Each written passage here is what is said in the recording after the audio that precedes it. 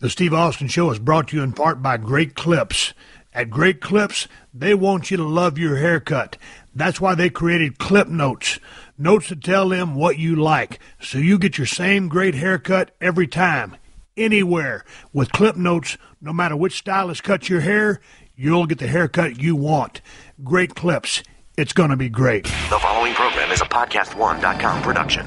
From Hollywood, California, by way of the Broken Skull Ranch, this is the Steve Austin Show. Give me a hell yeah. Hell yeah. Now, here's Steve Austin. All right, everybody, welcome to Steve Austin Show. I'm coming to you from the mean streets of Los Angeles, California. Sitting here at my desk at 316 Gimmick Street, watching the second hand on this Pearl Beer neon clock spin around like a rotisserie chicken. Over to my right, Hershey the Wonder Dog is asleep. Over in the back room, Moolah is over there waiting for someone to play with her.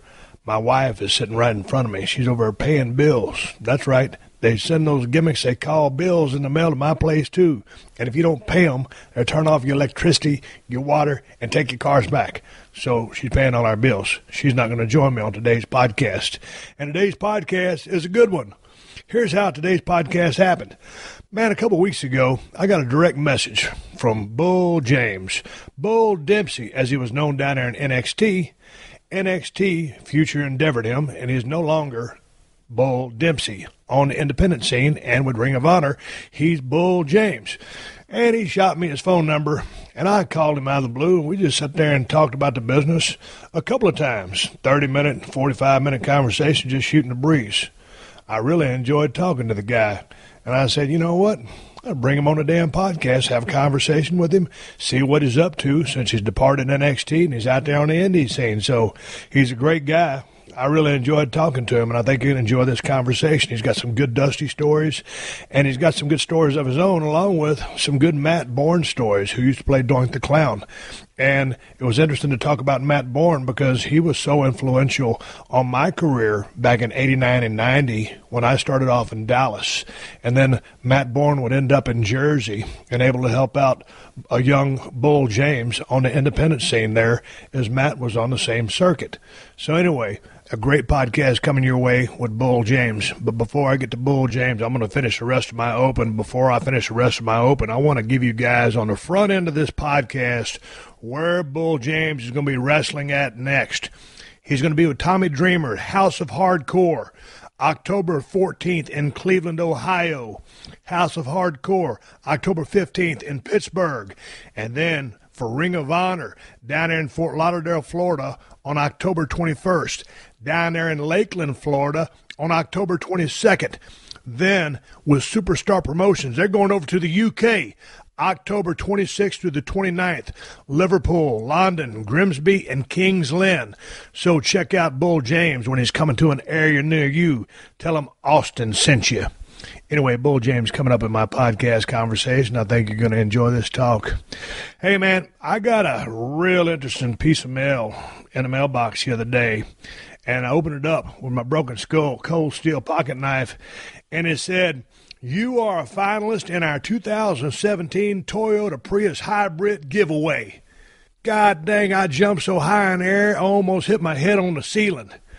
And it said, first, pull the tab on the attached VIN gauge code case, and your winning 6-digit VIN number will light up. Then scratch off the circle below. If the two numbers match, you're one of our grand prize winners. Now, you guys are going to hear me actually scratch off this number on the Thursday podcast because Rob Van Dam is my Thursday guest. He came over this past Saturday right during college football hours, and we sat there and talked for 2 hours. RVD is coming your way this Thursday and next Thursday. So anyway, RVD is here next Thursday, and I scratched off the numbers with my pocket knife of this circle, and they matched up on this little light up code case thing with the VIN number on it.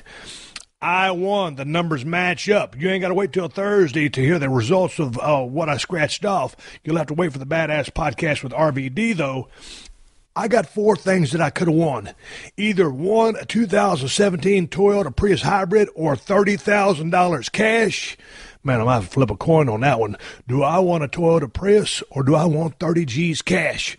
or the number 2 prize, Samsung 51-inch 3D plasma TV, or a new Apple iPad Air. I don't need a new Apple iPad Air. I ain't going to use that thing. Or number 4, 7-night Royal Caribbean cruise with airfare for 2.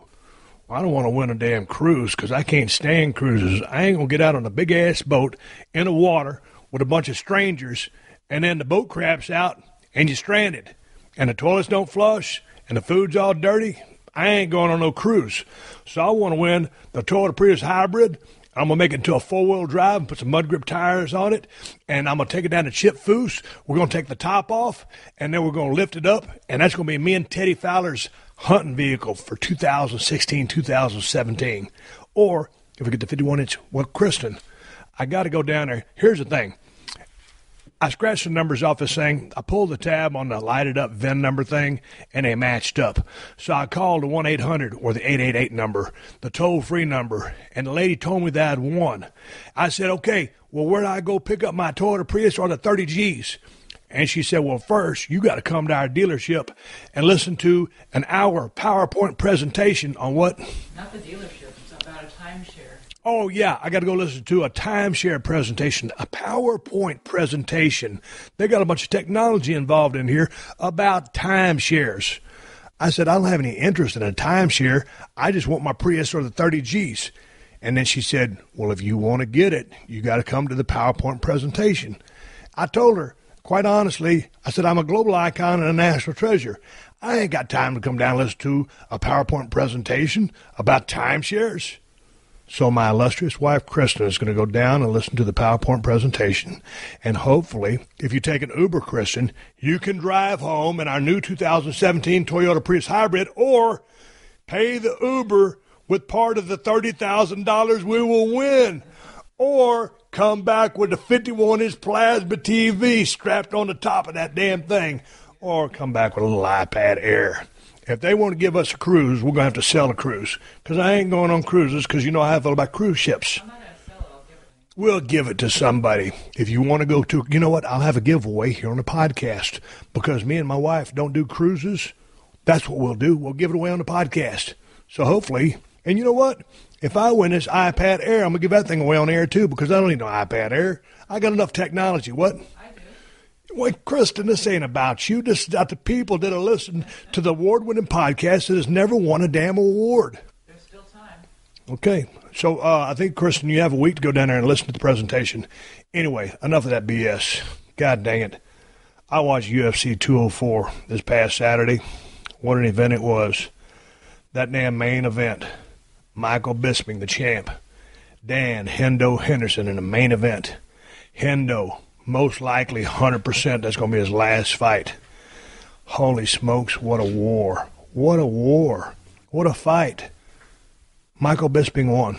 Unanimous decision. But it didn't look like he won. God dang it.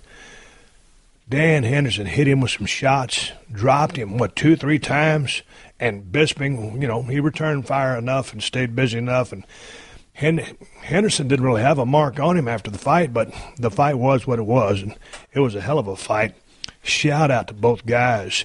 The story going into this fight for both guys, for Michael Bisping coming from the UK and badass in his own right to have such a damn successful career. That knockout win against Luke Rockhold a couple of months ago, and pow, and all of a sudden you got a new champion. And then all of a sudden, after Dan Henderson knocked him out over 7 years ago with that big shot and that follow-up shot. And now here these two are fighting. 7 years later, the title's on the line. Hendo's already knocked out Bisping in the past. Bisping with this great career. He's got a few eye problems. What a warrior. Henderson, from all of his wrestling background, for all the years that he's been fighting, some 20 years, to go into this main event. I was going to be happy to see either guy win because I'm a fan of both guys. I got to say, my heartstrings were pulling for Hendo just because I knew he was going to retire with that belt. But I was happy seeing Michael win it as well because of the way he's conducting himself. And I remember when Michael first came over here and started talking all that trash, and he was pretty brash. And I said, man, this guy's pretty cocky. I don't know if I like him. And then I started hearing him do commentary. man, I really changed my tune on this guy. I really like this guy. He knows what he's doing. He can talk, and he can back it up, and he's really, really smart. And Hendo, I met him at the SHOT Show a couple years back. Real quiet guy, just minds his own business. Badass. Both guys are going to be Hall of Famers in the UFC. But anyway, yeah, Hendo was at the SHOT Show a couple years ago. He's a big hunter, likes to bow hunt. But anyway, shout out to both guys. God dang, Dan, I wish you'd have won that fight. And Michael, I'm glad you won it. I can't have it both ways, but I'm just going to say, just from an event standpoint, I was a happy camper. I appreciate you guys putting on such a great pay-per-view. Before I wrap up this open, I also watched the WWE pay-per-view this past Sunday, the day after Saturday, while the presidential debate was going on, round 2. All I can say is Trump still won't answer a question directly, and Hillary can still spin a yarn about anything, and they spent so much time slinging mud at each other and not really going into any kind of depth, detail, or anything of substance. It just really makes you wonder what the next 4 years is going to be like. But anyway, enough about the next 4 years. We're here, we're now, we got Bull James coming up. And before we go any further today, how's this for what might go down as one of the greatest tag teams in the history of the pro wrestling business? Loot Crate and the WWE. Loot Crate is bringing you the first ever bi-monthly WWE Slam Crate box. And if you go to lootcrate.com/Austin and use the promo code Austin, you'll save $3 off any new subscription. The WWE Slam Crate box is badass, too. The theme is The First, to celebrate some of the greatest firsts in WWE history. It's got a one-of-a-kind New Day collectible item, a shirt back from the grave, accessories from a special First Lady, and the first card from Austin Aries. A few crates will even have an autographed version of that card. So get yourself to lootcrate.com/Austin. Enter the promo code Austin and save $3 off any new subscription. But you got to do it by 9 p.m. Pacific time on the 19th. That's the cutoff to get the first WWE Slam Crate. If you don't order by then, you won't get one, because when they're gone, they're gone. It's a limited item. And for less than $20 per month, you get over $60 of value in every crate. So get your order in before it's too late. Go to lootcrate.com/Austin. Enter the promo code Austin and get $3 off any new subscription. That's lootcrate.com/Austin. Welcome to Two Shorts Boombox, where every week it's a party in my studio. Me and all my interesting friends having dope conversations. And now my fans get to join in. Every episode is a lot of fun, baby. We dropping game for everybody, from the hip-hop heads to the entrepreneurs. And check out the new Too Short exclusives, unheard music from me and all my boombox artists. You don't want to miss an episode. Wednesdays, Too Short's Boombox. Download it now on the Podcast One app, iTunes, or at podcastone.com. The Steve Austin Show. The Steve Austin Show. All right, we're rolling sound. I'm talking to Bull Dempsey. Well, he was Bull Dempsey. He is now Bull James out on the independent circuit. Bull, how are you today? I'm doing great, Steve. Thanks for having me on.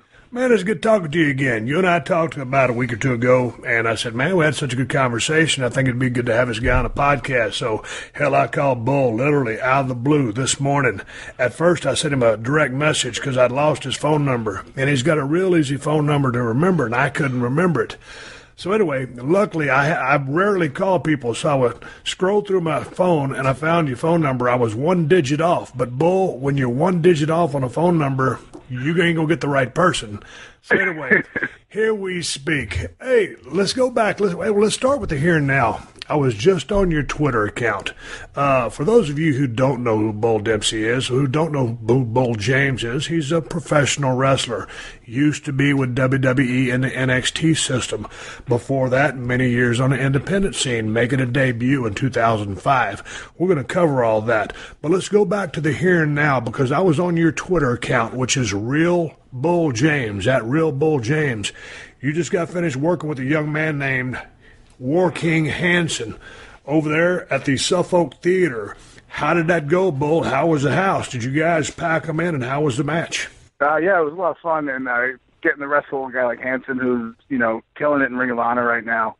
And he's been around the independents for a long time as well. So it's actually our first time getting in there together, which I've known him for a number of years. So it was actually a lot of fun and getting to do all that. And then the next night, wrestling Sal Sincere of WWF fame. Man, how long has this War King Hanson been around? Because I don't get a whole lot of Ring of Honor. I rarely watch TV. I DVR Monday Night Raw, so I don't get a whole lot of that either. I missed the pay-per-view last night.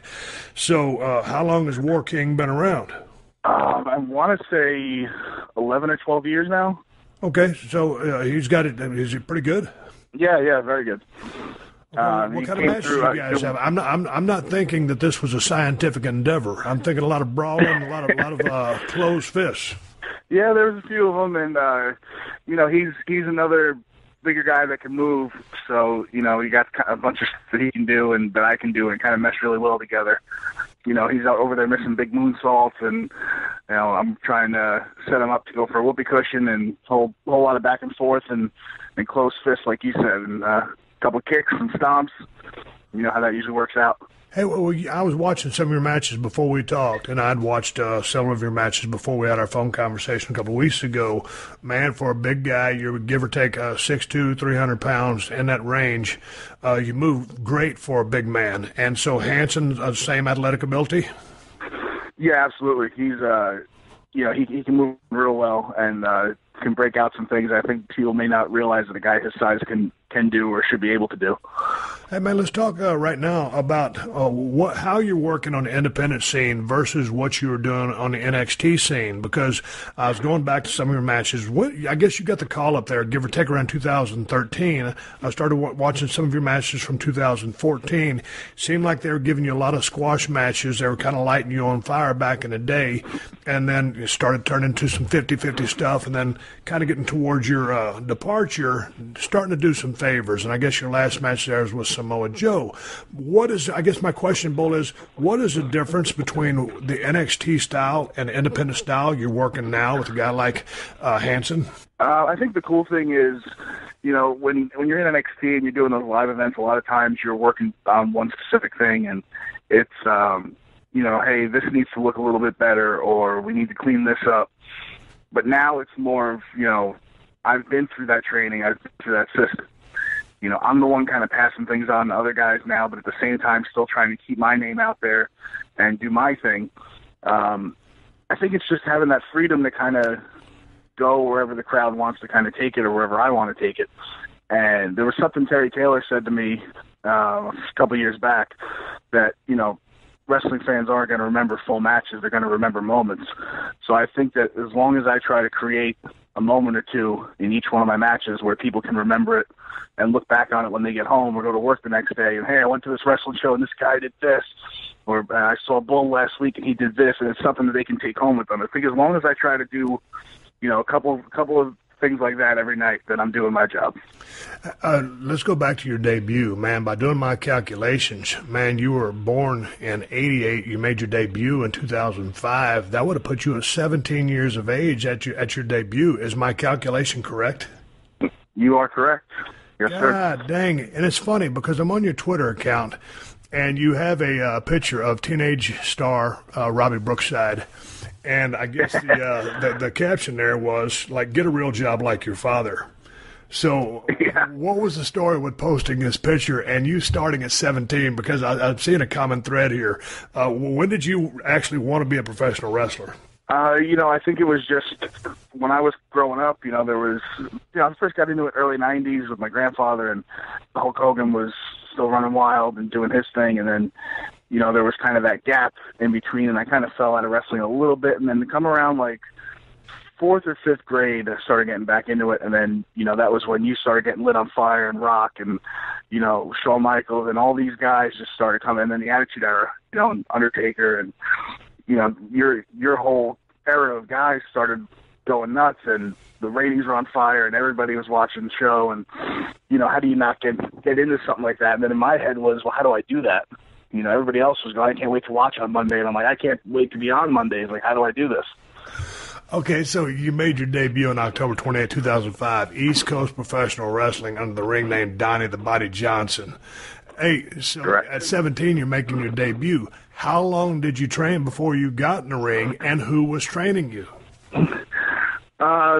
It's weird. There's never like one person I kind of give credit to. I've kind of been fortunate enough to be around a lot of really good guys. There were a lot of guys on the Northeast Independents because I was training for about 8 months before my first match. And guys like Judas Young and Kodiak Bear and Danny Inferno, guys that had, been journeyman guys for, the majority of their careers, but they knew their stuff and they were respected in the area. And they kind of, would pull me aside and teach me stuff because I was always at the school. The school was open 4 days a week, and I was there every day. I didn't care if I had to quit one job and pick up another crappy job just to have my days open to go and do that. And they were real helpful towards me. And then, just as time goes on, you just meet different people. And, guys like Danny Doring and Mikey Whipwreck and Tommy Dreamer have all helped me out along the way. And then guys like Matt Bourne, like we've talked about, really went out of his way to, okay, sit down, kid, this is how you do this. And then from there, Taz opened up his finishing school, and I got accepted to that, and I came in and ended up working with him for over a year. And it just kind of all built, one thing on top of the other, and kind of just got me to where I am now. Hey, let's get to Taz and let's get to Matt Bourne here in a minute, because Matt Bourne is a name that was near and dear to me, because when I was breaking in the USWA way back in 1989, Matt Bourne was instrumental in really teaching me, some of the trade secrets or tricks of the trade, and going down the road with him. Hell, I made a road trip with him from Dallas all the way to Atlanta to a WCW television tape in the center stage and back. And that guy was an absolute riot. And, of course, he's a pretty wild guy on top of that. But he knew his stuff. When you say you were taught by a lot of journeyman guys, and you mentioned a few names, and guys have been successful on the independent scene, some of those guys are the best guys to learn from because they are very good hands in the ring. So at 17, when you start getting trained by the guys that you just mentioned, were you still in high school? I was just out of high school. I graduated when I was 17 and started training probably, I want to say, with maybe like 2 or 3 months left in my senior year. So technically, yeah, but I was on my way out. So if you're training with these guys, what did the training structure start with? I mean, because for me, it was rolling, taking a few tumbles, learn how to take a flat back bump. Those were the basics. Just learn how to fall and protect yourself. And then we kind of learned a little bit of chain wrestling, which is actually difficult for me to pick up. You're a big man, 6'2", 300. How did these guys who aren't your size develop you and give you your structure, your base knowledge? Oh, it was funny. I still hadn't even hit like a real growth spurt yet. I hadn't grown into my body at all, so I wasn't the size I am now. But I knew enough to listen, and I knew, when I was going to start training, I made it a point to read every single wrestling autobiography because they had just started becoming like the hot thing. So I read everything, and then the one constant in it was show up, keep your mouth shut, shake everybody's hand. So I knew enough to at least do that, and just from that alone kind of carried over to a lot of these guys noticing me because of that and wanting to help me. And a lot of it, my first couple months was on the outside of the ring, learning holds and learning how to lock up and get stretched, because it was one of those things where if you're going to step foot in the ring, you're going to respect it, and it's going to be something that you earn. When you were working with these guys and you started taking your first bookings and doing some of your first shows, how long was it after you were in the process of actually having matches before you went to the finishing school by Taz?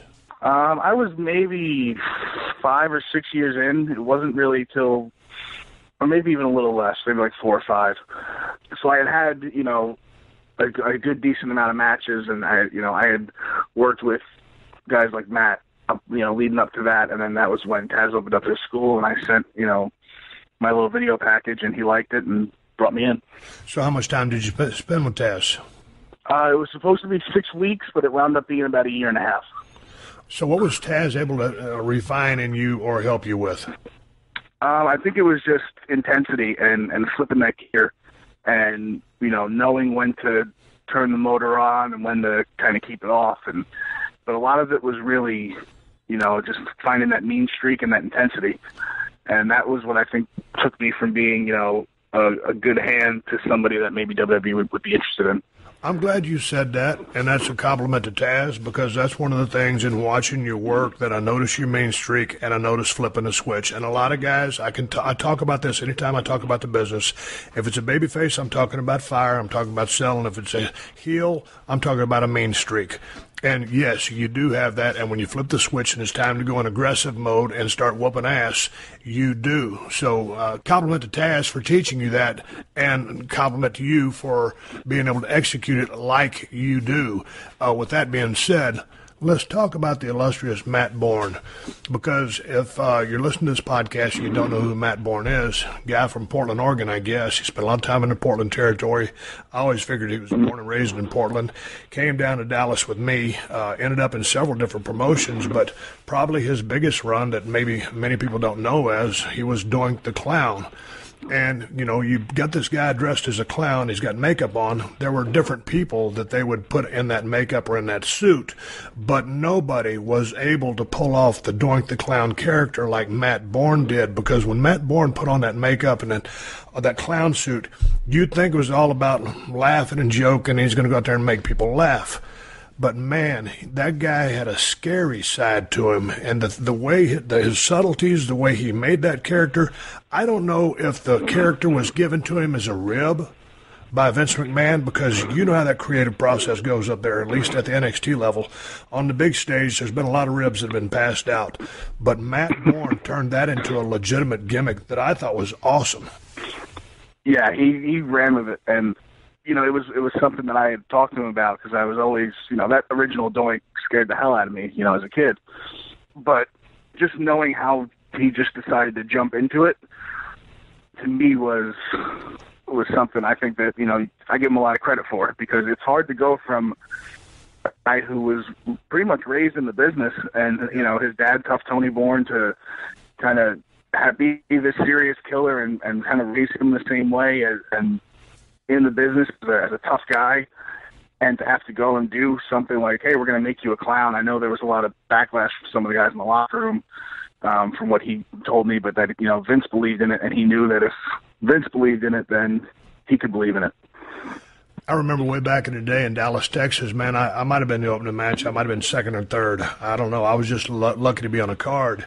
And back in those days, you know, Matt Bourne was working programs with the Von Erichs, with all the top guys. But at one particular point, he was working kind of mid-card program with Jimmy Jack Funk, also out of that Portland territory, from, you know, Sandy Bars. What is it? His son? Jesus Christ. Anyway, back to Jimmy Jack Funk and Matt Bourne. And they were going out and having these 15-minute babyface matches and going to 15-minute Broadway. And I'm telling you, man, for a 15-minute Broadway, and from top to bottom, the main event couldn't follow what those two guys were doing in the ring, because that's how good they were. That's how good the story they were telling was, and that's the kind of chemistry they had. And so I just never figured either one of those guys got the credit they deserved. But to me, it seems like when Matt got the call to go to WWE, I'm just guessing, hey, this was his break, and then I don't know if it was a rib, but just his take on that character. Did you ever ride down the road with him, or were you guys just friends in the locker room? Yeah, there was actually plenty of times where he had lived in South Jersey at the time, and I was doing a lot of New Jersey independence, so he would, you know, ask me what I had coming up, or if we were on a show together. His girlfriend had an extra room in the house, so she would always just, he'd invite me over to stay, and, you know, we'd stay up and drink some beers and watch wrestling and talk shop, and then she'd cook us breakfast in the morning, and I'd go on my way. But I got to spend, you know, those hours with him of just kicking back and really relaxed environment, and just watching wrestling and just talking shop. It was really, you know, just, hey, watch this guy, or here, I got some tapes to show you, or here, take this and watch it when you get home. Just so many just different insights about things, and he was really big on having me watch Terry Funk and Bruiser Brody, and, you know, just because Terry would go out there and have a different match every night, and that was the thing that he, like, admired the most about Terry Funk, was that Terry would go out there and do something completely different every single night and still garner a reaction. Man, that's so awesome to hear that, because a lot of times guys would just get caught in a cycle, and it'll be, depending on the loop, depending on the territory, same match night after night. But did you by chance, just because I'm so curious, Did he take that Doink gimmick? Did he think it was a rib played on him, or did you ask him the thought process to come up with that evil character that he did? Because there's two people that I can remember actually scaring kids at a WWF event. Number one being The Undertaker.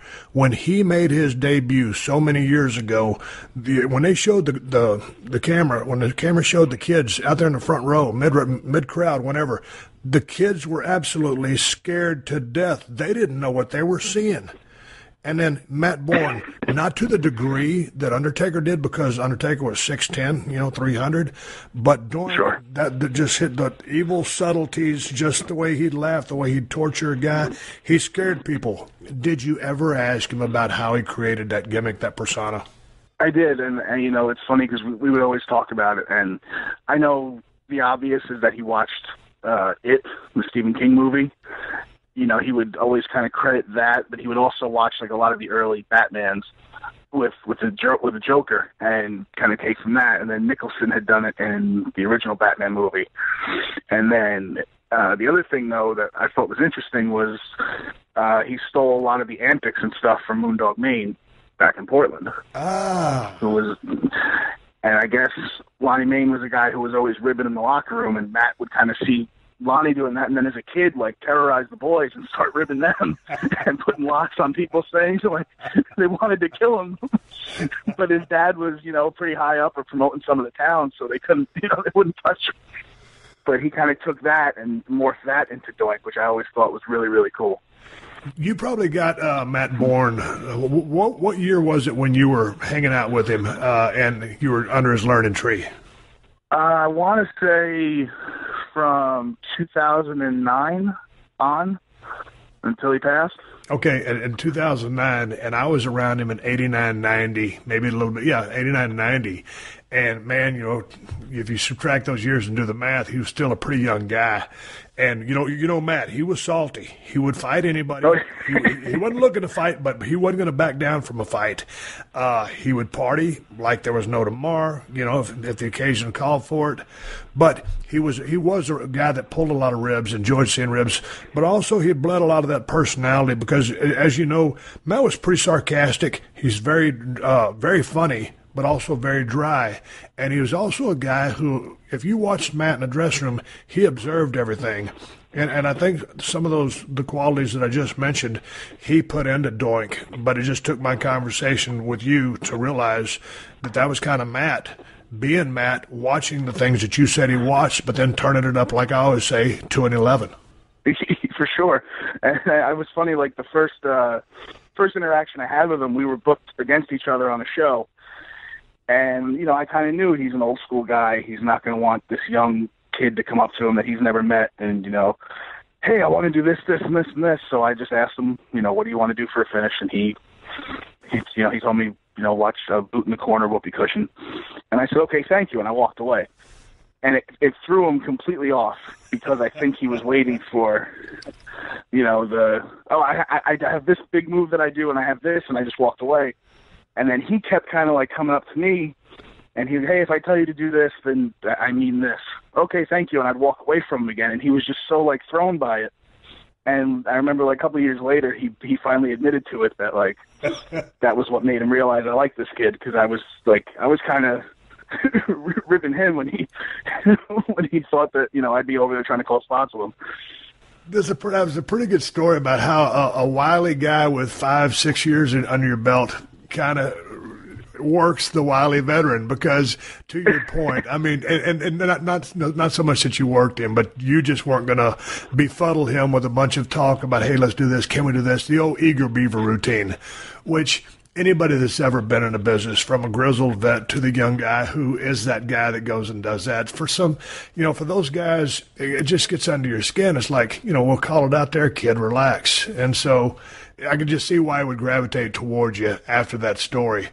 Man, how did Matt ultimately pass? Because I had just started communicating with Matt through Twitter, and like I said, back in the day, it was his idea. Hey, Steve, let's drive to WCW, see if we can get booked. I said, hell, I'm in. And we drove all the way up there and drove all the way back, and we didn't get booked. but I spent a lot of time with Matt, and we had a lot of fun together. But what was the reason that he ultimately passed? Was it OD or what?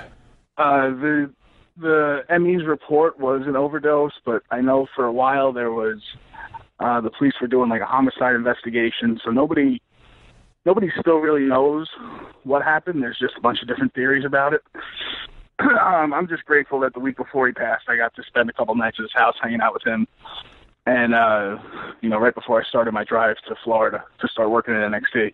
So to kind of have that, it was kind of like, my chance to say goodbye. Obviously, I didn't know that at the time, but I'm glad that I had it because I can always look back on it now.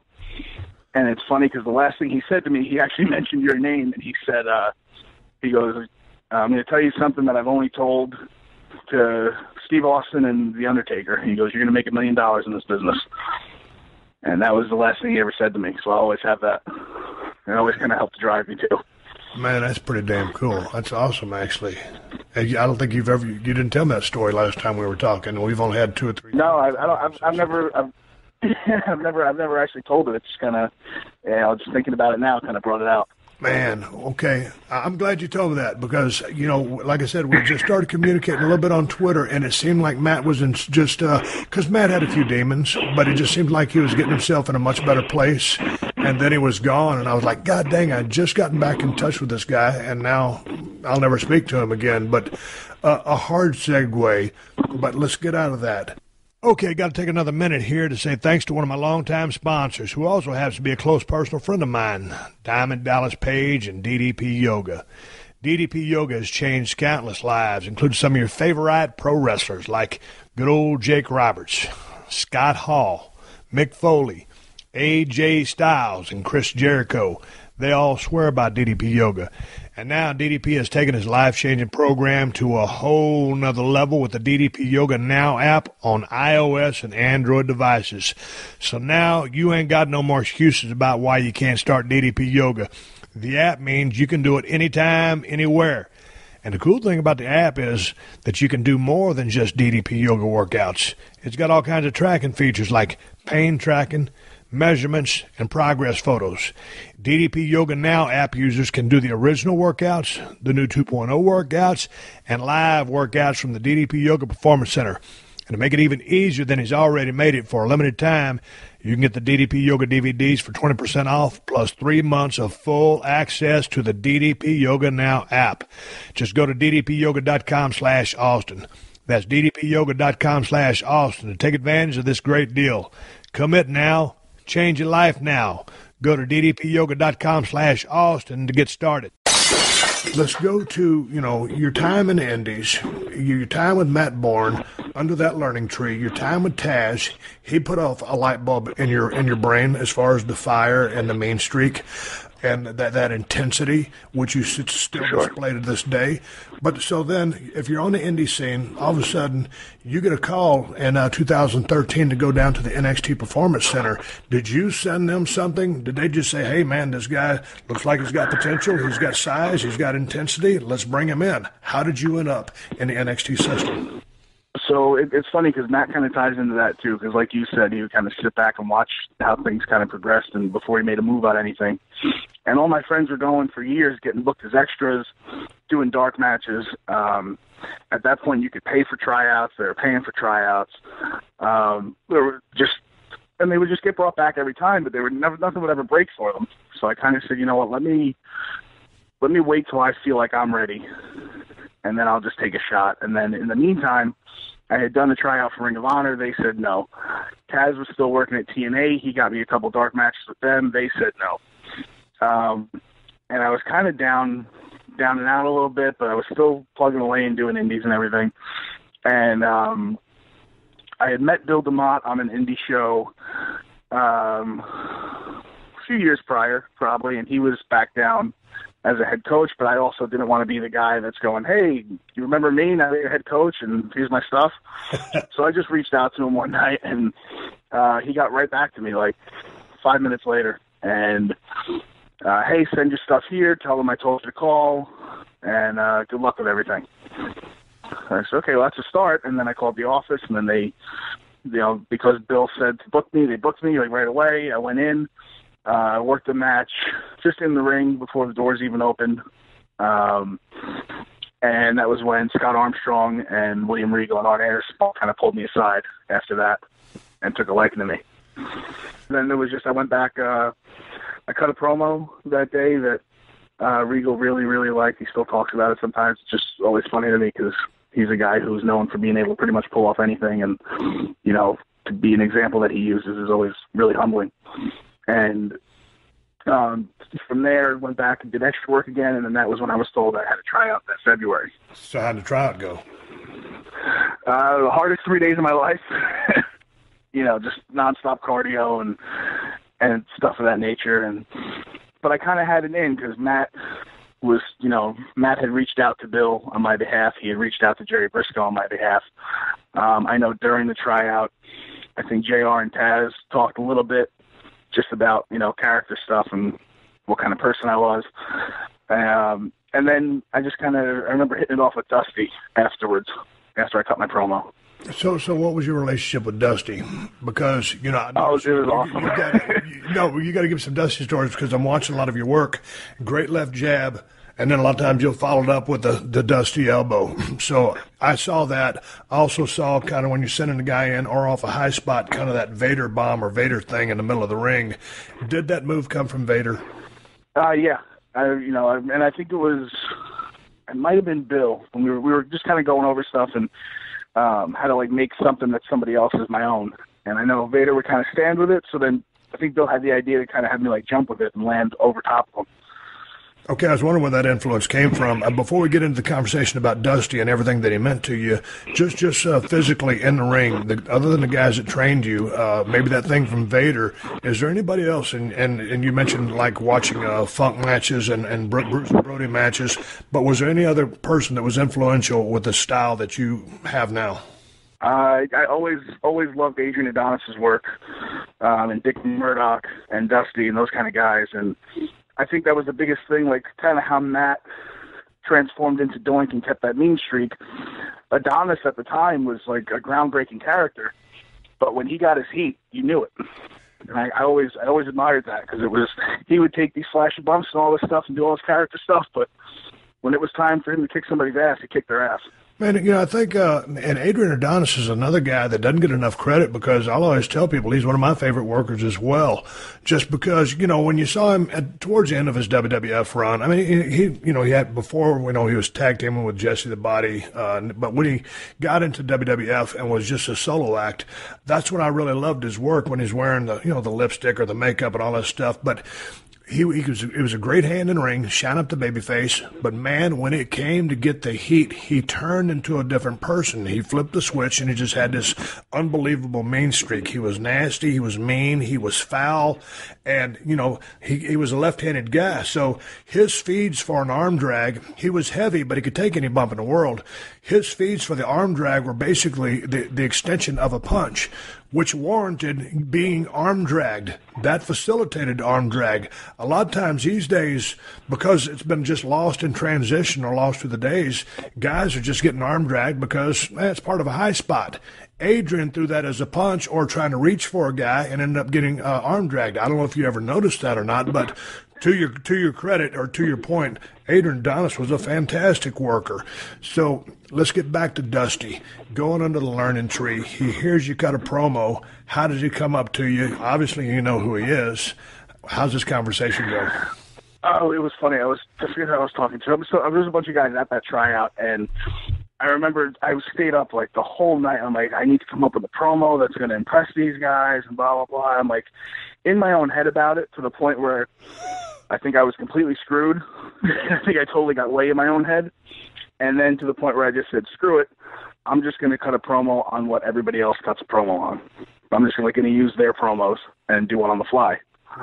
Because I said either they'll respect the fact that I have the guts to do it and can do it if I pull it off, or I'll fall flat on my face, but at least I'll give something different than what everybody else is doing.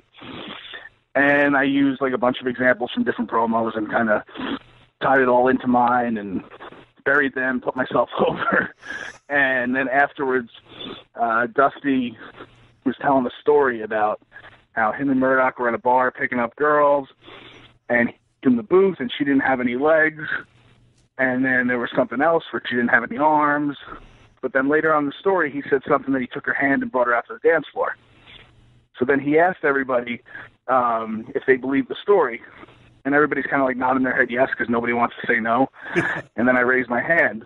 And he, yeah, what is it? I said, how did you take your hand if she didn't have any arms? And he just kind of sat back and smiled because somebody called him out on it. Because you were listening. I think from there, that was it. Yeah, but also, and I think you had to appreciate the fact that when you cut your promo, the fact that you sat back and listened and then responded. And so many promos are manufactured these days, because it's one thing to go out and cut a promo. Okay, that's that. But on the return fire, really, and everything's scripted these days, but back in the old days, before they started scripting things, you would listen to what a guy says, and then you would respond accordingly. So you were smart enough to have, and had the balls enough to, hey, man, let me just wing this, listen to what these guys said, fire back on them, bury them, get yourself over, put yourself over. And the fact that you called Dusty out on the fact that the person didn't have the arms, you were listening. So many people these days do not listen. So then how does this relationship evolve, and how influential was Dusty on your promos or just on the character? Did he help you with who and what Bull Dempsey at that time was? For sure. And I think he had the best understanding of it too. And I remember it was just little stuff like to give me confidence. He would always refer to a guy. He would always say guys like us when he would talk to me. So like right then and there, like that was always huge to me, because I looked up to him and admired him so much. To have him say guys like us, and even if he didn't mean it that way, or if he did, I'll never know. But it always kind of just boosted my confidence of like, hell yeah, I belong here. Right. And I belong standing in front of this guy and having him help me. And I think because he also knew my relationship with Matt, and Matt was one of the first guys he brought in when he took the book in WCW when he was Big Josh. And I think that kind of softened him up to me a little bit. And I think I would just always go and bother him too. I'd always go sit in his office and try to get as much as I could from him. And I think he respected that, because, he's the American dream. He likes the attention. Was anybody else trying to get at him, or get his attention, or get under the learning tree?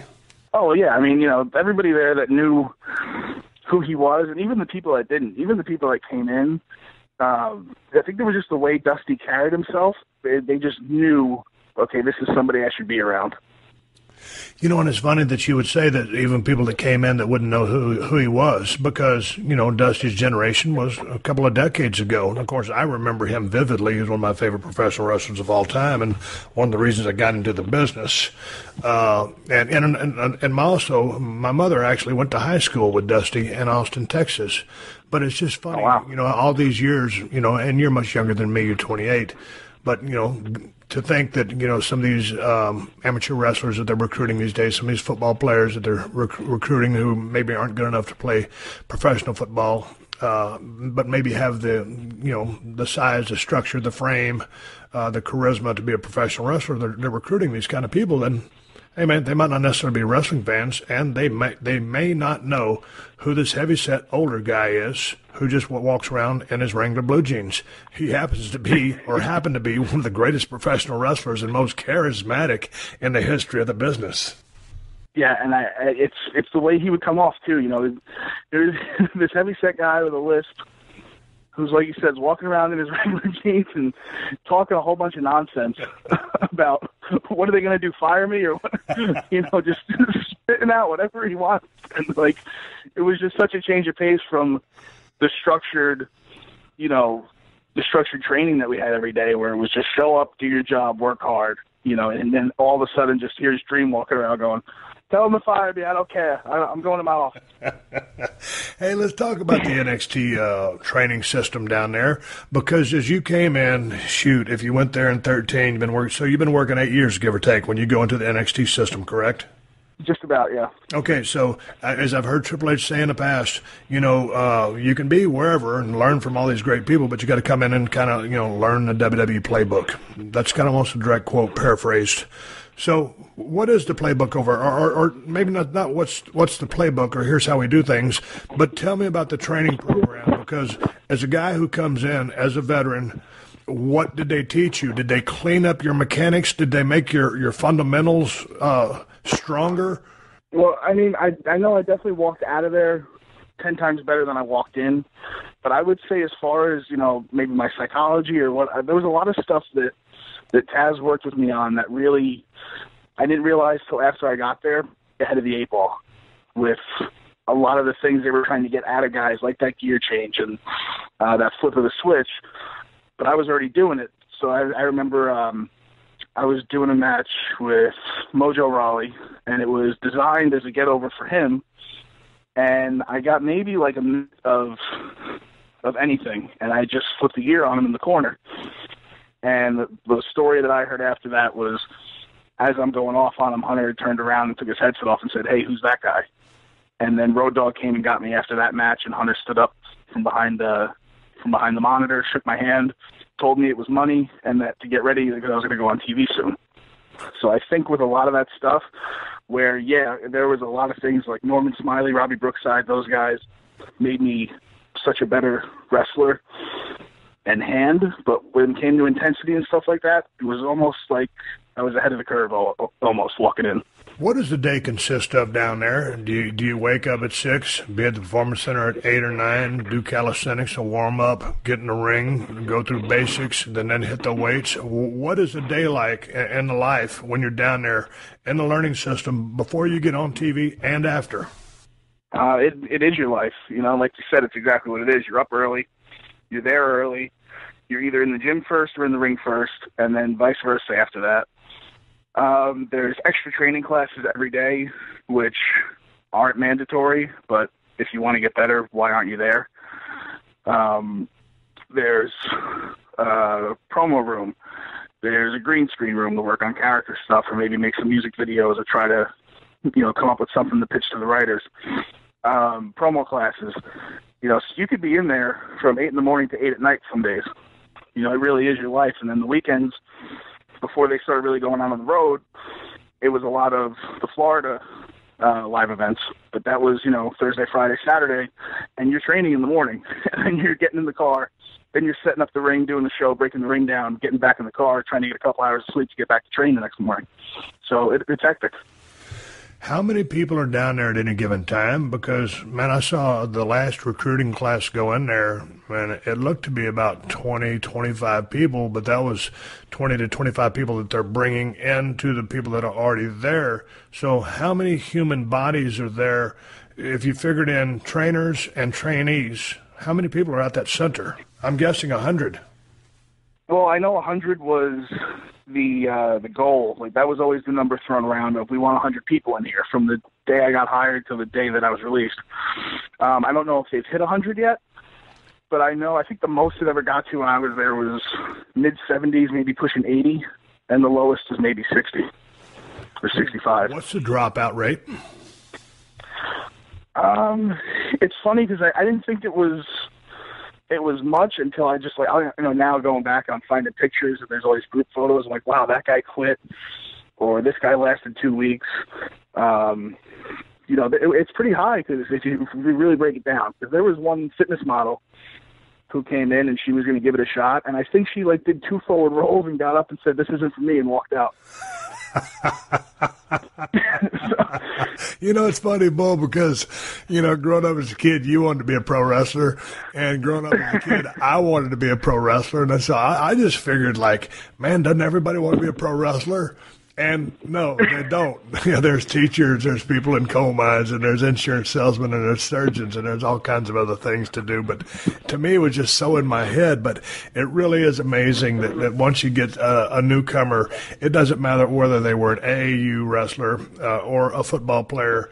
Once you get inside that 20 by 20 and just start going through the paces, whether it's the bumps, it's the chain wrestling or whatever it is, some people are allergic to it, and they just don't last. I had a similar encounter, not so much like the fitness model, but in Tough Enough in 2011, Miss USA. It was a really, really nice girl, but her trying to take a bump was just agonizing to watch.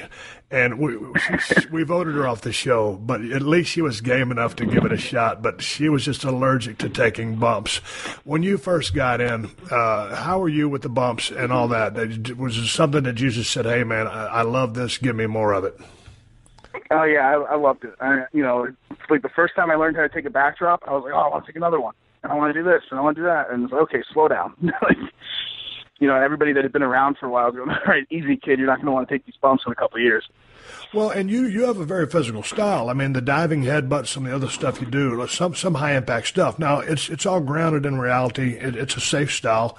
But how do you feel now after some 11 years in the business? I am a little banged up, but, from what I've seen out of other guys and guys that do work maybe more of a fast-paced or, a style with more bumps and stuff, I'm pretty fortunate. And knock on wood, to this day, no major injuries. I've always been healthy. I've always taken care of myself. I've always protected my body and protected my opponent. So I think, so far so good. Like I said, knock on wood, but I've been very fortunate so far. All right, I need to take care of a quick thank you before we continue on. Y'all know I couldn't do this podcast if not for the sponsors, and if not for you guys supporting the sponsors. So thanks to DraftKings, the destination for 1 week fantasy football. Here's why you should be playing fantasy football at DraftKings. You ain't got to worry about bench warmers or busts. And by that I mean, I know some of you drafted Bengals tight end Tyler Eifert on your season-long team, and he's been out the whole season due to injury. So he's just sitting on your bench, taking up room while you wait for him to come back, which could be this weekend, actually. But with DraftKings, you don't need to waste the space on Eifert. You can just draft him the minute he's healthy enough to play. Here's the other thing about playing fantasy football at DraftKings. You ain't stuck with the same lineup week after week, so you can draft a different quarterback or receiver or running back every single time you play. And this is a good weekend to do it because DraftKings is hosting another huge fantasy contest with over $1 million in total prizes up for grabs. So get to DraftKings.com now and choose your players for this weekend's contest. And if you use my promo code Steve, you can play for free with your first deposit. That's promo code Steve to play for free for your share of over $1 million in total prizes this weekend, only at DraftKings.com. Eligibility restrictions may apply. See website for details. The chances of making it in the business of entertainment and anything you do, I think, is very tough, and especially so with pro wrestling. You were able to make it on the independent scene. You get the call up to go to NXT, and then all of a sudden they start. You come out with a bang. I like how you were squashing people. I liked how physical your style in the ring was. You couldn't see through it. It looked like a shoot. And then all of a sudden you go try to the Mojo Rawley thing. Hunter says that's going to be money. They end up giving that gimmick to Mojo Rawley, and they give you the bullfit gimmick. What happened there along the way between your first days there, you kind of settle in, you're clipping along, and then, hey, maybe you tried that gimmick, whatever happened to it, and then you start doing the bullfit gimmick, and then go back to just a regular gimmick, and then you're out the door.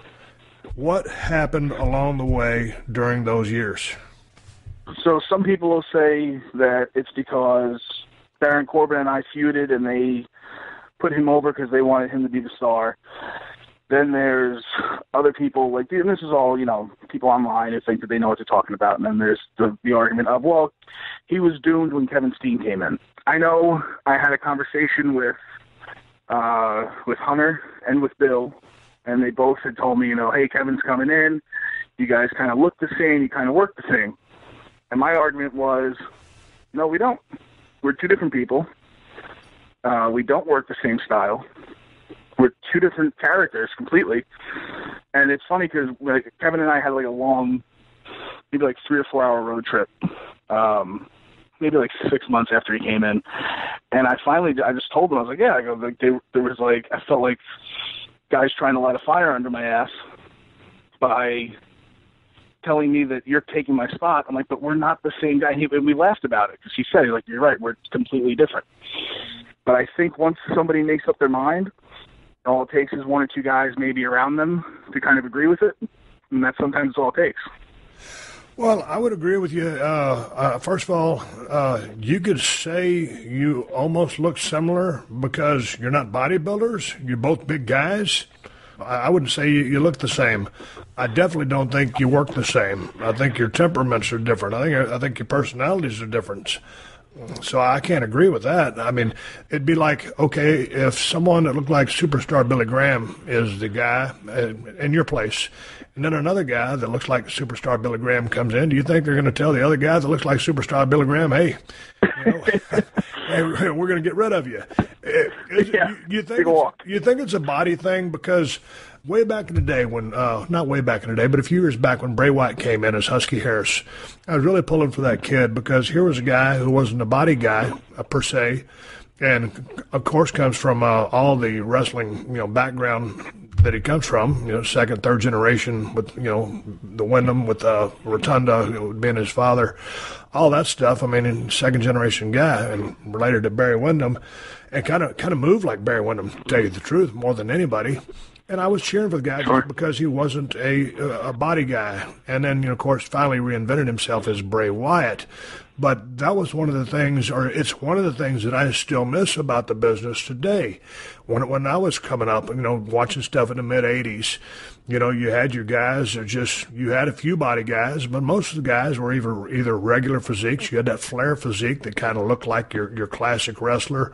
And you had the Road Warriors. You had Dusty Rhodes. You had a Bruiser Brody. There were all these different body types from ecto, meso to endo. And to me, that was refreshing. There for a period of time, I go back maybe 6-8 years when they first started FCW or whatever it was back in the day. Everybody that they recruited looked like they just came out of the gym. They just came out of a tanning bed, and maybe they had a tattoo or so. And everybody looked the same. And to me, one of the best things I like about pro wrestling is the difference in the physiques. I don't want to see a bunch of bodybuilders in there wrestling. One guy's got a great physique, tremendous. What are your thoughts on that? I completely agree. And, I know when we've obviously talked about it, and there was, there was a good 4 or 5 months when I first got released where it was just like a depression, and it sucks. You don't know what to do with yourself because you're used to this grind, and now it's like the complete 180 of go do a couple shows on the weekends, and all right, now what do I do with myself during the week? Like, I'm still making money, I'm still doing okay, but what do I do? So, now it's just getting myself back into a real structured training regimen and trying to just undo the last couple months of just sitting around a little bit. But it's never like I don't ever want to be that guy with a six-pack, because as long as there's people coming up to me at shows, and they do it every show that I wrestle, and guys, guys or kids or anybody, women, saying, hey, these guys, there's like a lot of these guys look like they're in shape, but it's nice to see somebody different who can keep up with them. And I get it a lot, and it's actually surprising how many times I get people who are like, it's, tell me it's an inspiration to them, or just how much they enjoy my stuff because I don't look a certain way. So I think as long as there's people out there that feel that way, I'm not going to go and change who I am just to appease, I'm a group of people with maybe a bigger voice than others. And there's another thing that goes along with that, Bull. I mean, you can't, we're all given a deck of cards, and you're playing the cards that you've been given with respect to genetics and DNA. Hey, man, I can work out like a banshee, but I'm never going to look like the Ultimate Warrior just because there's just no way impossible. That guy has great genetics, but you just use what you got to work the best for you. And so there's been many guys that don't look like, some bodybuilder just came off the beach to make it in our business. I always tell people, some people that are still searching for the final gimmick that ends up bringing them success, that, when I look back at pictures when I started as Stunning Steve, it's a pretty decent-looking kid with long blonde hair, and I didn't have any facial hair. And then, I went to Stunning Steve and WCW and Flying Brian with the Hollywood Blondes. And if you lined everybody up, and said to the executives who are running WCW, hey, man, I want you to pick 20 of the top guys out of that 40 standing there against the wall because those are the guys that we're going to run with, I don't think I would have been picked. because I didn't stand out in the lineup. You know, I wasn't the biggest guy there, wasn't the best looking guy there. I could work pretty good, but you're just going on appearance. So, and then when I look at pictures that I see on people that post on Twitter of some of my formative years, the stunning Steve Austin days, and then when I started losing my hair in WCW, and I went with that short haircut that looked like crap. And it's like, man, everything's an evolution, whether it's a style of your wrestling, which I changed when I got dropped on my head, or the style when they brought me into WWF. And I gave myself the same haircut that Bruce Willis had in Pulp Fiction. And then as I was rooming with Dustin Rhodes, as he was running his Goldust back in the day, and we were working Pittsburgh at Mellon Arena, and I said, hey, man, I'm just going to shave all this hair off.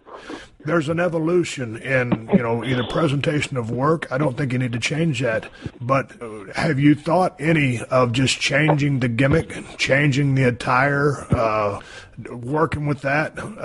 How deep have you thought about that as far as trying to make the transformation that could be the one that rings the bell for you or says to WWE, hey, man, we need to bring this kid back? Well, it's funny. That was like the first thing I did was designed a whole new set of gear, a whole new look, because I didn't want to be somebody who had, you know, I had like this mildly successful comedy character on NXT. I didn't want to try to go and work indies for the next 5 years just rehashing that gimmick and being that guy, because then it's just, you're pretty much done after that. My thing was, let me get back to the serious stuff when I was really rolling. Every now and again, yeah, sure, a house show type environment or an indie show and I can have some fun, yeah, we can cut loose with some stuff. But for the most part, I want to stick true to the stuff that got me there in the first place, and being that big guy with a motor who makes everything look believable. And I think I've been successful with doing that. And then, like I said, every now and again, there's stuff that a Norman Smiley or a Sarah Amato or Robbie Brookside or Regal or Finley has thrown at me, you know, over the course of my time there that I maybe wasn't able to use as much as I wanted or at all. But now I can throw it in whenever I want. And it kind of gives people, oh, wow, he can do other stuff. He can wrestle. He can do this. He can hang with the younger guys or with the smaller guys. So I think the first thing I did was try to, you know, kind of reinvent myself and not go back to what I was, but just kind of update it. Man, I tell you what, to just go on the same note of what you were saying about, hey, every now and then you can do some ha-ha. You know, back in the days, I think it was before I really got hot. I was feuding with, I wasn't feuding, I was working in some small town outside of Toronto with the Fake Razor. And, you know, it was one of those nights where there wasn't a whole lot of people there, and all the boys were doing ha-ha. And so, you know, it's not the kind of stuff that you would do on television or a major show, because it's a major market. And you don't, first of all, you don't want to kill the town off, and you damn sure don't want to kill yourself off. But every now and then, yeah, you can have a little fun in the ring. But, you know, that being said, when you're at a big show, whether it's Ring of Honor or WWE or whatever, if you're trying to represent, you've got to be serious, because I love some of the comedy acts. But to me, you know, for me, I like the serious stuff. I like serious wrestling. I love heat. I love when a babyface is over, and when you can mix in some personal issues and create something there that's not so manufactured and it's a believable storyline. To me, that's when the magic happens. It's great to have a little comic relief. I've did it, you know, here and there across the world, you know, sometimes doing the chicken wing thing with Bret the Hitman Hart to see if I could make him smile. But to me, it's serious business, and that's just the way I see pro wrestling. Am I wrong? Because I just think that's I like serious wrestling. No, I'm totally with you. And I remember, you know, there'd be times we're talking to some of the writers, and they would say, you know, well, you can't take yourself too serious. You know, Steve Austin did comedy. Kurt Angle, you know, played the guitar for Vince McMahon. And I'm saying, yeah, but they did so much before that. You know, you were established as Stone Cold. Kurt was an Olympic gold medalist who had a track record of being a top guy. Like, once you reach that point, then you can do all that stuff. I said, but we need to get there first before I'm just doing comedy. And that would always be the battle that I would fight with them. Oh, I agree with that. You've got to get there first. And here's the thing. You know, when I was working heel, it was just not too long after I turned heel against The Rock at 17, that's when Booker T came in and put me through the table, and I broke 3 of the transverse processes in my back. So I had 3 broke bones in my back. Well, they don't fix those. Once they get crushed flat, they just leave them like that. So I was in so much pain. every time before I did work or before I did something, they'd have a doctor in there shooting me up 60 milligrams of Toradol, which is a whatever. It's it's a pain blocker. It's not any kind of a painkiller. It's a pain blocker, just so I could work. So the reason I started doing that comedy stuff in the vein that I was doing was because I wasn't getting healed as a heat. I couldn't work. I had 3 broke bones in my back, so I just needed to be entertaining, because if you're not entertaining, then what are you? You've got to be something, and I couldn't do anything, so I created all the comedy stuff just to further push the envelope. And here's the thing about working heel. You know, I had such a run and set up such a base as a heel before, then the Monster Baby stuff, that parlayed into me being able to push the creative envelope any way I wanted to, because I could. And, you know, as a babyface, you have to have these certain endearing characteristics or traits or some moral compass or ethics. As a heel, you can be all over the place. At the end of the day, I could sing, play guitar, but once I got in the ring, I was going to beat your ass. So there's ways to get along with, get around being the comedian. So if someone comes up to me and says, or listens to the podcast, say, hey, man, you're talking about not doing any joking stuff because you want to be serious. You did a lot of that when you were a heel. Oh, yeah, I did. On the sidelines. When it came back to get in the ring, it wasn't no playing around. It was ass-beating time. So anyway, let him jump off my high horse there, Bull. Let's get back to you. You're on the indie scene. What you got coming up next? This weekend, October 14th and 15th, I'm in Pittsburgh and Cleveland for Tommy Dreamer for House of Hardcore. And then I'm going the next weekend to Florida for Ring of Honor. I'll be in Fort Lauderdale October 21st, wrestling Adam Cole, and Lakeland on October 22nd. And then from there, I go to the UK for a week, and then I'm back home for some local stuff. Hey, man, that's awesome. I'm glad you're staying busy. Until Tommy Dreamer, I said hello. I had him on a podcast a long time ago, and he came to my hotel room in New York City, and we laughed our asses off while we watched traffic from about 25 floors up in the air. I'm glad. I remember listening to him. He's one of I barely know Tommy, but he's one of the nicest guys I've ever met in the business, so I'm glad you're hooking up there, a Ring of Honor, and all those dates over in England. Thanks for giving me a platform, and thanks for, trying to kind of guide me on the right path. I appreciate it. Anytime, Bo. Until we talk again, I'll catch you down the road. All right. I'll have a swig of beer for you. You got it. I'll talk to you later. Later. All right, everybody, give me the go-home cue. It's time to wrap up his podcast and ride off in the sunset. When I say ride off in the sunset, I'm taking my ass to the gym. I'm training back today, and I'm going to do about 20 minutes of high-intensity cardio. Hell, I'm making a comeback. No, not to the squared circle. I'm just getting my ass in shape. The quest continues, as it always does. The task at hand is to go out there and bang out back and recover from my shoulder surgery. Hey, thanks to Bull James for being my guest today. It's always a pleasure to talk to that young man. He's got a good head on his shoulders, and I wish him well. He's coming over there. You heard the dates, Tommy Dreamer's promotion. He's going to Ring of Honor. He's going over to the UK for 4 dates. You heard me plug those dates in the open of the show, and you just heard Bull drop them. So go check that man out. Tell him Austin sent you. Hey, before I sign off and give you some plugs, I'm going to give you guys something to watch on YouTube. A lot of times before I go to sleep, I'll get on YouTube and watch some of my old musicians that I watched back in the day. And some of you younger cats might not have ever heard of these people, so I'm going to start dropping some of these guys on you. Something to watch is Waylon Jennings. Check out his live performances, because you can watch the ones that just got the still picture there, but when you watch the guy sing and play, he's so entertaining. Waylon is kind of one of the front runners of the outlaw country music way back in the day. And Waylon was a hell of a singer. He was a songwriter, and when he kind of hit that outlaw country style, that's when he really took off. What a lot of people don't know about Waylon Jennings is there was a hell of a guitar player, that chicken-picking style that he had. Man, he was badass on the guitar, one of my favorite singers of all time, so check him out on YouTube. Are You Sure Hank Done It? Are You Sure Hank Done It This Way is one of my favorites. Lukenbach, Texas, and I've Always Been Crazy. Those are 3 songs that rock the damn jukebox anytime you push the buttons, and they rock your YouTube channel if you push it. And they'll rock you on the YouTube channel if you type in what I told you to type in. Waylon Jennings, one of the best to ever do it, and an American original from Littlefield, Texas. I read his book some 10, 15 years ago. And I don't remember nothing, but I remember where Waylon Jennings is from, and they had a dirt floor in that house. Go check out his book if you want to read about him. That's enough of me running my damn gums. Hey, I got some new shirts over at ProWrestlingTees.com/Steve Austin, also at BrokenSkullRanch.com, and I'm going to start dropping the new cool designs that I wore on this season of Broken Skull Challenge, so those are going to be coming your way very soon. And if you're looking for the best damn IPA available, I got it. It's called Broken Skull IPA from El Segundo Brewing Company. Stop into the brewery if you're in L.A., 140 Main Street, El Segundo, California. If you're in Cali, pick it up at Whole Foods and Total Wines, or order it from InsideTheCellar.com or BrokenSkullRanch.com, and they'll deliver it to you if you live in a state that they ship to. And check out the Steve Austin Broken Skull Cold Steel Knife at BrokenSkullRanch.com. There's a link. The best place to find that knife is at Amazon.com for $75.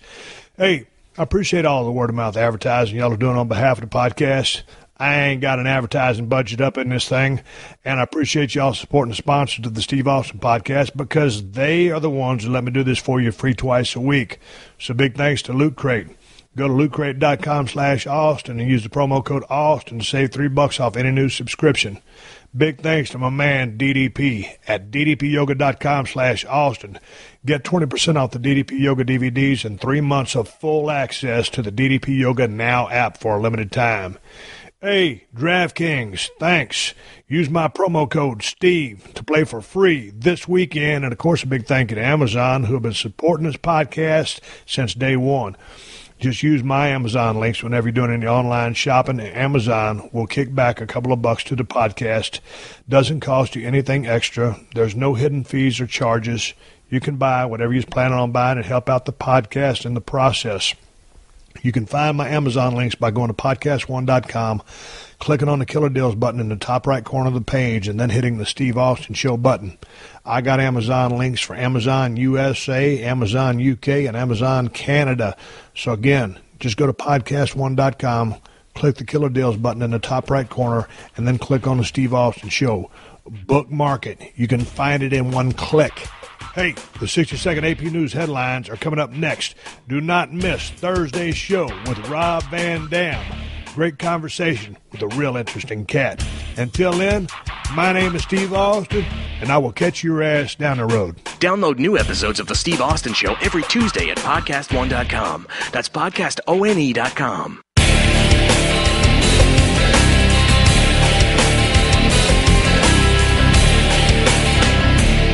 I want to say thank you to Drop Stop, one of the great sponsors of this show. Drop Stop is the original patented seat gap filler, as seen on TV Shark Tank. Get the original Drop Stop at buydropstop.com and use code STEVE for 2 free gifts and free shipping. Stay tuned for the latest AP News headlines from Podcast One right after this. AP Update, I'm Ross Simpson. Are we going forward together, or are we going to be pulled backwards by someone who wants to bully us? Hillary Clinton didn't mention Donald Trump by name during a campaign rally in Dade City, Florida today, but former Miss Universe Alicia Machado, who introduced Clinton, said Trump was cruel to her when she put on weight and he called her Miss Piggy. Trump was overwhelming. I was scared of him. He made fun of me, and I didn't know how to respond. Texas Agriculture Commissioner Sid Miller has deleted a post on his official Twitter account that used a sexually explicit and derogatory term for women when he referred to Hillary Clinton. Last year, a post on Miller's Facebook page appeared to endorse a nuclear bombing of the Muslim world. AP Update, I'm Ross Simpson.